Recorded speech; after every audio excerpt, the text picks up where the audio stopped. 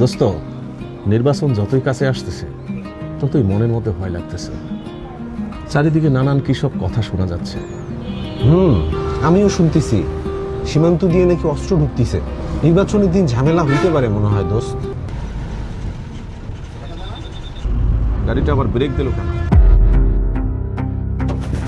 আসসালামু আলাইকুম, আমাদের রুটিন চেক আপ হবে, আপনারা আমাদের সহায়তা করবেন।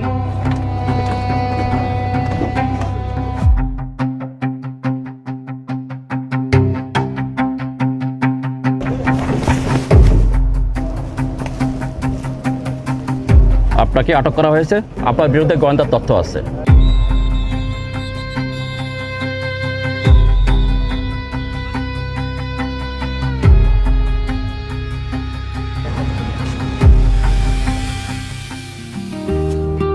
দোস্ত, বিজিবি আগে থেকেই নজরে রাখছিল। হ্যাঁ, বিজিবি আছে, আমাদের আর কোনো চিন্তা নাই।